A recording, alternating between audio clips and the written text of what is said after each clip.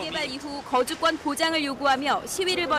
재건축 단지 아파트값이 들썩이고 있습니다. 제가 가지고 있는 그 지식을 어. 그 사람들한테 좀 알려준다는 게 좀 그게 또 재미가 있더라고요. 아, 예, 안녕하세요. 할타입니다. 저번에 1편을 올리고 많은 격려와 응원 감사드립니다. 예, 응원에 힘입어 2편을 하게 됐고요. 그러면 예, 오늘도 한번 저희 부동산 이야기 한번 핥아보겠습니다. 예, 오늘의 이야기거리는 부산 부동산이 상승하는 순서입니다. 어떻게 아파트 가격이 상승을 하는지 그 사이클에 대해서 잠시 이야기를 나눠볼 예정이고요. 그리고 최근 10년간 부산 부동산이 어떻게 가격이 변화했고 그리고 그동안의 이슈가 어땠는지 그걸 바탕으로 올해 과연 어떻게 될 건지 전망을 해보는 그런 시간을 가지도록 하겠습니다.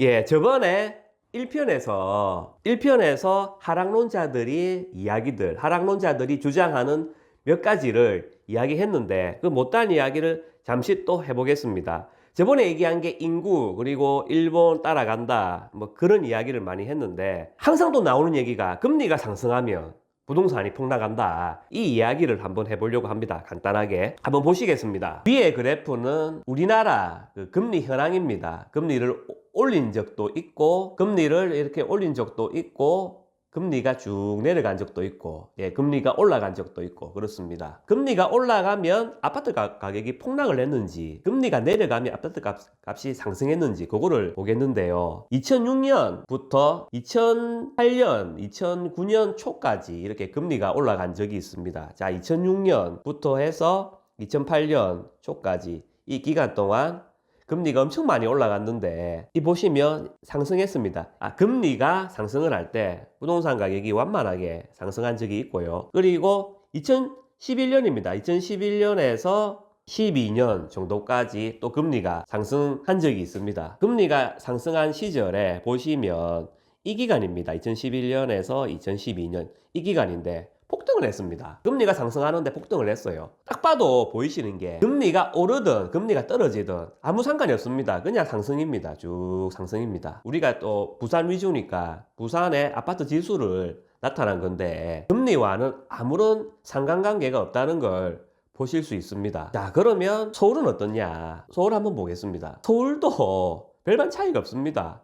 금리와 보시면 알겠지만 금리와 아파트 가격과는 크게 상관이 없다. 그런데 왜 자꾸 금리가 상승하면 아파트 값이 폭락을 한다고 주장을 하냐? 하락을 주장하시는 분들은 그냥 어디서 들은 얘기들, 유튜브나 뭐 언론이나 그런 굉장히 잘못된 이야기, 자극적인 이야기, 선동적인 이야기를 굉장히 많이 합니다. 금리가 오르기 때문에 부동산은 떨어질 거다. 그렇게 되면 결국 폭락을 한다. 그렇게 추정만 할 뿐입니다. 그런 이야기만 들었을 뿐이에요. 예측을 할 때 과거의 지수가 어떻게 됐는지 과거의 가격이 어떻게 변했는지 데이터가 전부 다 있습니다. 과거 데이터는. 그 과거 데이터를 보고 팩트를 체크를 하고 검증을 해야 돼요. 과연 금리가 올랐을 때 부동산도 올랐는지 떨어졌는지 데이터가 다 있습니다. 그 데이터를 잘 보고 분석을 해서 이건 안 맞는 이야기구나. 이거는 적용이 안 되는구나. 그런 걸 알아야 돼요. 그러면 무슨 원리로 그러면 이것도 아니다. 저것도 아니다. 뭐 금리도 아니다. 뭐 인구도 아니다. 뭐 전부 아니다고 하는데 그럼 도대체 무슨 원리로 집값이 떨어지고 또는 오르고 하냐? 수요와 공급입니다. 저 1편 때도 말씀드렸지만 부동산은 수요와 공급이에요. 이게 절대적입니다. 그런데 공급이 충분하지 않으면 결국 집값이 오르게 돼 있습니다. 이 공급이라고 하면 새로 아파트를 짓는 신축 아파트 공급도 공급이지만 기존에 보유하고 있는 사람, 아파트를 보유하고 있는 사람이 팔려고 물건을 내놨다. 이것도 공급이에요. 그런데 지금은 정책에 의한 변동, 여러 채를 가지고 있는 사람이나 그리고 집을 팔려고 하는 사람들이 팔 수가 없어요. 세금 때문에. 그래서 공급이 많지가 않습니다. 그래서 지금 계속 집값이 오르는 거예요. 기존에 있는 물량을 풀 수 있는 그런 걸 다 막아버렸어요. 그 중과죠. 양도세 중과입니다. 10% 20% 중과가 돼서 뭐 한 5천만 원 정도 내야 될 세금을 예를 들어서 1억을 내야 된다. 그렇게 하면 절대 안 팝니다. 실제로 굉장히 다주택자들 그리고 부동산을 많이 보유하고 계신 분들 그분들 세금에 굉장히 민감해요. 세금이 엄청 민감합니다. 그래서 절대 안 팝니다. 그래서 공급이 계속 없는 거예요. 신축 공급으로는 한계가 있기 때문에 기존의 신축을 보유하고 계신 분들도 어느 정도 수익이 나면 물건을 풀어야 되거든요. 그렇게 공급을 해야 되는데 그분들 공급을 다 막아버렸습니다. 그래서 정책의 변동에 의한 아파트 값이 움직인다. 그걸 말씀드리고 싶고, 그리고 굉장히 중요한 부분이 심리입니다. 굉장히 크게 작용을 합니다. 금리가 올라서 이자가 올라서 집을 팔아야 되겠다, 이건 아니에요. 갑자기 집이 오르기 시작하거나 앞으로 집값이 굉장히 오를 거다라는 사람들 생각이 쫙 퍼지게 되면 너도 나도 집을 사기 위해서 뛰어듭니다. 그게 굉장히, 그렇게 되면 집값이 또 수요가 확 몰리기 때문에 집값이 또 순간적으로 오르고, 반대로 야, 이 앞으로 규제가 들어와서 또는 여러 가지 물량이 쏟아지고 해서 정말 이제 앞으로 집값이 안 오를 거다라는 생각을 모두 다 하게 되면, 물량이 쏟아지게 되면 결국 부동산 가격은 떨어집니다. 심리적으로 다 무너져 버리는 거죠. 크게 이 세 가지 정도로 부동산이 움직인다, 그렇게 요약을 하고 싶습니다. 자, 그러면 오늘 본격적으로, 서론이 길었는데, 자, 본격적으로 부동산 상승의 사이클이 어떻게 되는지 제가 한번 말씀을 한번 드려보겠습니다. 부산의 부동산이 그동안 어떤 식으로 움직였는지 한번 살펴보면, 쭉 침체기가 오래되다가 딱 한번 반전의 기회를 잡는 게 분양권이에요. 분양권. 이슈가 있는 핫한 단지가 분양을 한다. 그러면 다시 부동산에 대한 관심이 스물스물 피어오르거든요. 그렇게 되면 다시 부동산으로 관심이 쏠리고 시작이 되는 게, 침체기를 벗어나는 게 시작이 되는 게 아마 분양권이 아닐까 그렇게 싶고요. 그 다음에 이제 분양권이 움직이면 재개발, 재건축, 입주권이 움직이고, 그 다음에 신축이 이제 다시 움직이기 시작합니다. 보통 사람들이 양극화 뭐 이런 얘기를 많이 하지 않습니까? 신축만 오른다, 구축 이런 데는 잘 안 오른다. 그래서 무조건 분양권이나, 그리고 앞으로 신축이 될 입주권들, 재개발, 재건축, 입주권, 그 다음에 신축 이런 데 투자를 해야 된다, 뭐 이런 말들이 많습니다. 구축은 안 오른다, 양극화가 갈수록 심해진다라고 얘기를 하는데 구축도 오릅니다. 이제 신축이 먼저 치고 나가는 거죠. 입주권, 분양권이 치고 나가면서 신축이 먼저 치고 나가면 구축하고 갭이 굉장히 많이 벌어집니다. 그렇게 되면 결국 이 구축이 또 따라가요. 그 다음에 주복이 또 따라가는 거죠. 그 다음에 오피스텔이 오르고, 그 다음에 이 집들이 전부 다 올랐다, 전부 다 오르고, 전부 다 오를 정도로 부동산이 굉장히 화랑이다. 그렇게 되면 빌라나 입지 안 좋은 구축도 결국 또 오릅니다. 그리고 마지막으로 생활 숙박시설, 생숙 이런데, 그다음에 기타 이런 데가 마지막으로 오르면서 사이클이 완성이 됩니다. 보통 이런 식으로 흘러가더라, 뭐 이 정도로 좀 이해를 하시면 되겠습니다. 이 사이클은 외부 충격, 규제나 이런 거를 감안하지 않고 그냥 시장에 맡겼을 때, 시장에 가만히 큰 규제나 제약이 없이 시장에 가만히 맡겼을 때 이 사이클로 움직인다, 그렇게 이해를 해주시면 되고, 아까 사이클대로 움직인다, 신축만 올라가는 게 아니고 갭이 벌어지면 구축도 결국 움직인다, 뭐 그런 이야기를 말씀드렸는데 몇 가지 한번 예시를 들어보겠습니다. 지금 저희 할타TV에 등장하는 아파트하고 실거래 가격은 가격 분석을 위한 예시입니다. 뭐 이 아파트가 뭐 얼마다 뭐 등장을 했다고 해서 이 아파트를 사라, 아 내가 추천한다, 그런 목적이 전혀 아닙니다. 저희 WD 채널은 임장 영상도 그렇고 Q&A, 뭐 할타TV를 통틀어서 절대 투자 권유를 절대로 하지 않습니다. 이 부분을 제가 다시 한 번 더 언급해 드립니다. 19년도 12월 기준입니다. 구소쌍용이 그때 한 5억 정도 했어요.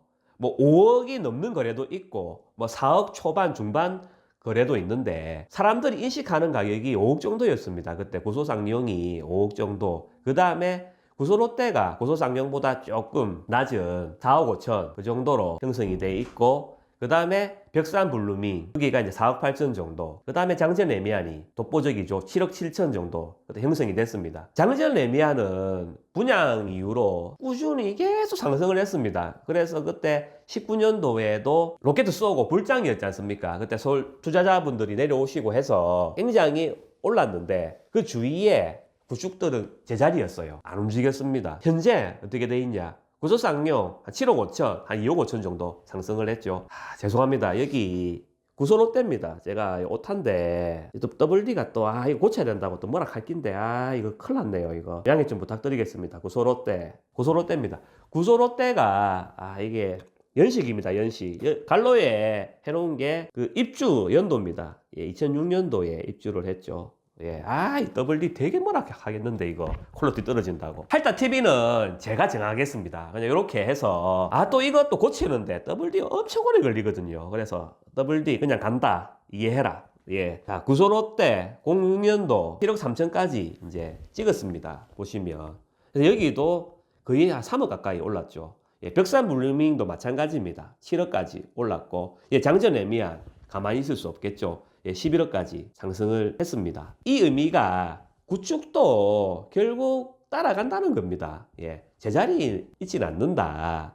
신축이 쭉 치고 나가면 구축이 제자리에 있다가 결국 따라간다. 3년, 4년, 5년 안 오르면 그 안 오르는 거를 3개월, 4개월 만에 확 올라버립니다. 그래서 그런 타이밍을 잡아야 된다. 그거를 지금까지도 말씀드렸고 제가 지금도 말씀드리는 게 입지 좋은 구축이 있다. 신축이 쭉 치고 나가는데 입지 좋은 구축이 몇 년째 제자리다. 그러면 기회가 올 수 있다는 겁니다. 그거를 잘 포착을 하시라. 그거를 말씀을 드리는 겁니다. 예시 한 개 더 들어보겠습니다. 자동입니다. 자동. 자동의 벽산 1차 아파트 96년식의 아파트가 12월에 5억 3천. 쭉 이런 식으로 가격이 형성되어 있었습니다. 보시면 예시로 제가 넣은 겁니다. 해운대 레미안을. 해운대 레미안이 이제 7억 정도 돼 있었고, 그 다음에 자동 KCC 7억 3천.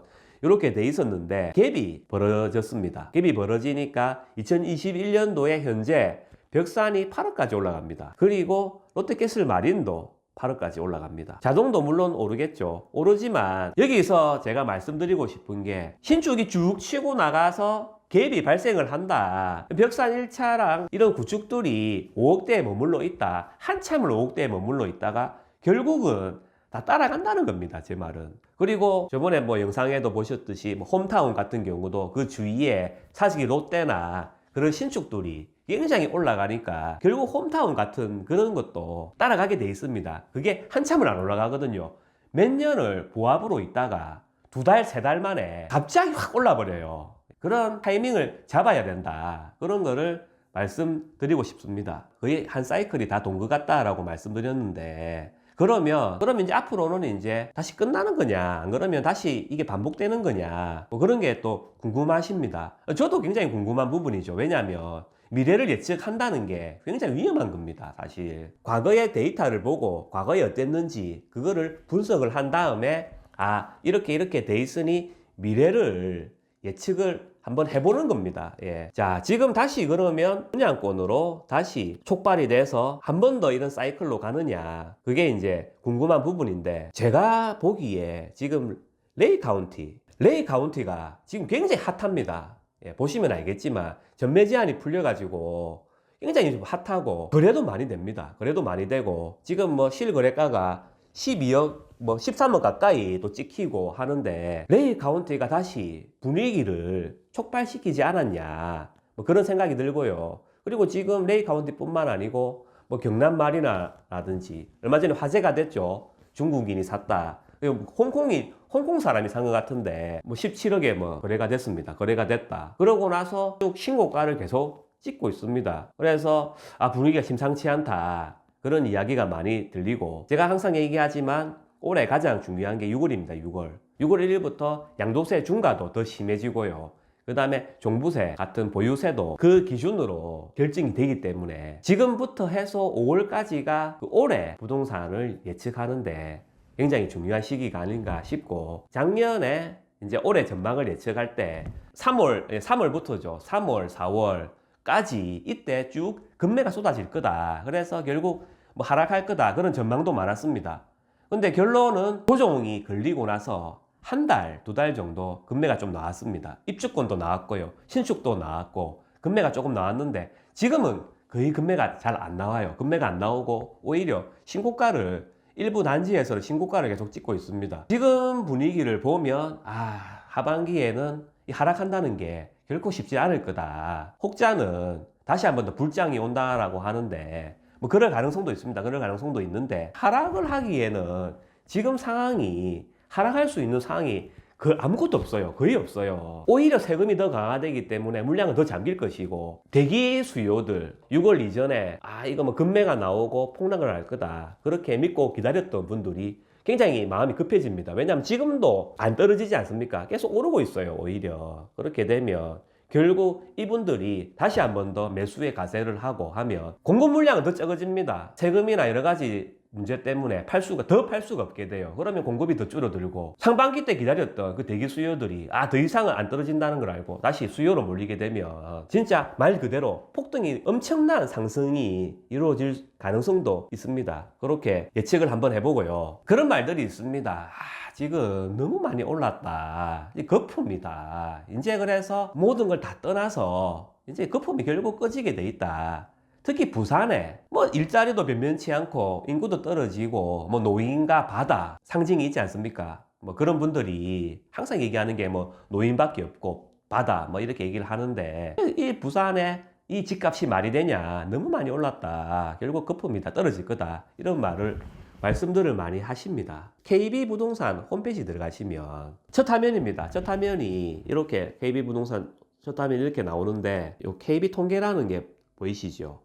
이거를 클릭하시면 여기에 월간 KB 주택가격 동향, 여기 보시면 시계열 자료가 있습니다. 시계열 자료 여기에 들어가시면 여기 첨부 파일이 있습니다. 이 첨부 파일을 클릭하시면 PC처럼 잘 안 나오는데, 여기 보시면 요 밑에 보시면 요 기간 비교 탭이 있습니다. 아마 엑셀을 아까 그 자료를 다운을 받아서 엑셀을 여시면 이게 보이실 건데, 기간 비교라는 게 있고, 여기 보시면 여기에 제가 이거는 뷰어라서 깨지는데, 여기에 보시면 선택하는 게 돼 있거든요. 다 선택하게 돼 있습니다. 여기 선택해서 그 탭이 다 나오거든요. 그 클릭하시면 이 부분이 무슨 대비 증감률인데, 몇 년도 몇 월부터 몇 년도 몇 월까지 선택을 하면 여기에 지수가 다 나옵니다. 몇 프로 가격이 얼마 올랐다, 지수가 다 나오는데, 이거를 제가 보고 정리를 해서 그래프로 만든 겁니다. 그래프로 만든 게 이 자료입니다. 보시면 현 정권 기간의 상승률입니다. 17년 5월부터 21년 3월까지 해서 종합 데이터입니다. 종합이 뭐냐? 아파트뿐만 아니고 단독주택, 뭐 연립, 빌라를 다 고려한 그런 상승률이고요. 이 기간 동안 3월까지 기간 동안 세종이 46.8%로 가장 많이 올랐고, 그 다음에 서울입니다. 서울이 많이 올랐죠. 전국은 17.77%입니다. 그리고 많이 오른 데가 경기, 대전 이렇게 많이 올랐고, 자, 부산 8.8%입니다. 거품입니까? 그걸 제가 한번 묻고 싶습니다. 그냥 주요 메이저 단지들, 저 해운대 쪽이나 수영구 쪽에 굉장히 좋은 단지들이 엄청나게 올랐습니다. 엄청나게 오르니까 부산의 모든 아파트들이 다 거품입니다. 그렇게 생각하시면 안 된다라는 걸 말씀드리고 싶고, 그 다음에 아파트만 한번 보겠습니다. 아파트만. 아까는 종합이었고, 아파트만 봐도 마찬가지입니다. 세종 어마어마하게 올랐죠. 18.9%, 서울, 그리고 경기, 대전 다 이렇게 크게 올랐습니다. 부산, 여기 있습니다. 여기 아주 초라하게 이 정도 10.1% 상승률을 보이고 있습니다. 경남이 마이너스 6.2%, 하락했네요. 그리고 김해가 마이너스 8.1%입니다. 창원이 마이너스 6.8%, 양산은 1.5% 정도 올랐죠. 그래서 부산뿐만 아니고 부산 인근에 이런 지역도 잘 살펴보시면 기회가 될 수 있다. 그거를 이제 제가 말씀드리고 싶습니다. 보너스로 구별로 한번 조회를 했거든요. 구별로 보면은, 자, 해운대 이거는 뭐 저 위에 경기도나 뭐 이런 급으로 올랐죠. 해운대, 수영구 장난 아닙니다. 많이 올랐죠. 그 다음에 이제 높은 데가 금정구, 의외죠. 금정구도 많이 올랐습니다. 장전 애매한 필두로 해서 금정산 벨트도 최근에 이제 굉장히 많이 올랐거든요. 그 다음에 강서구, 자, 굉장히 제가 놀랐던 게 제가 사는 남구, 상대적으로 작습니다. 그 다음에 북구, 유일하게 하락한 데가 북구네요. 북구, 그 다음에 사상구, 그 다음에 영도구, 서구, 동구, 이런 사하구, 이런 지역이 굉장히 작게 올랐습니다. 이렇게 보면 양극화가 맞죠. 굉장히 많이 오른 지역은 올랐고 상승률이 작은 지역들이 있습니다. 자, 이거를 보시고 오른 데가 더 올라갈 수도 있습니다. 안 오른 데가 더 안 오를 수도 있어요. 하지만 과거의 추세를 보면 결국 갭 메우기를 한다. 그런 거를 잘 보시고 앞으로 투자하는데 참고로 해주셨으면 좋겠습니다. 조금 긴 시간이었습니다. 조금 긴 시간이었는데 잘 들으셨는지 모르겠습니다. 잘 들으셨다면 구독과 좋아요 좀 부탁 좀 드리겠습니다. 좀 더 알찬 내용으로 또 자료를 계속 수집을 해서 조금 더 알찬 내용으로 찾아뵙겠습니다. 오늘 시청해 주셔서 굉장히 감사드립니다. 그럼 건강하시고요. 안녕히 계십시오.